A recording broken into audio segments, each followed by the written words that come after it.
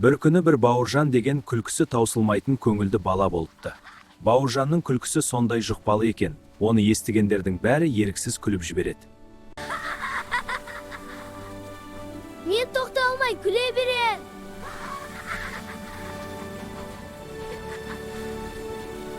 Кешір, тағы да күліп жатырмын. Кешірдім.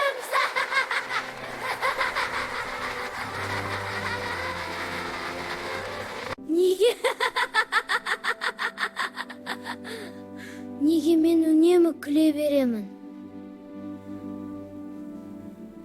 Бауыржанның ата-анасы бір күні ойланып қалыпты. Біздің бала неге үнемі күле береді екен, деп таңғалыпты олар. Ата-анасы баласының бұл құпиясын түсінгісі келіпті. Бауыржанның ата-анасы көп ойланыпты. Сосын бір күні олар орманда өте ақылды бір тасбақа бар екенін естіпті. Ата-анасы ақылдасып отырып, мүмкін сол тасбақа біздің баламыздың неге үгілетінін түсіндіретін шығар деп ойлапты олар. Сөйтіп, Бауыржанды сол ақылды тасбақаны іздеп баруға жіберіпті. Бауыржан орман ішінде жүріп, ақылды тасбақаны кездестіріпті. Тасбақа Бауыржанның тоқтамай күліп тұрғанын көріп, жай ғана күлімсірепті.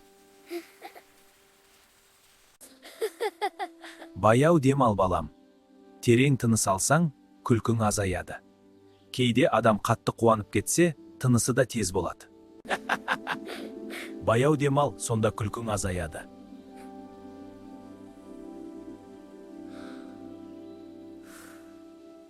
Бауыржан тасбақаға рахмет айтып, күлкісін аздап басқара үйреніп, жолын әрі қарай жалғастырды.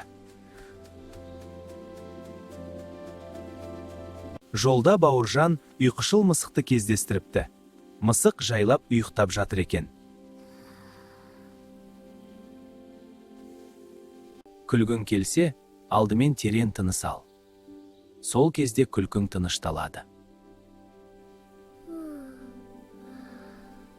Содан кейін Бауыржан көңілді торғайға жолығыпты.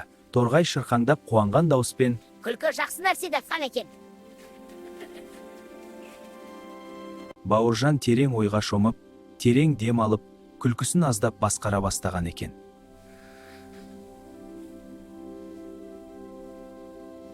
Күлкі шын бақыт екенін Бауыржан түсініп, барлығымен бірге қуанышқа бөленіпті.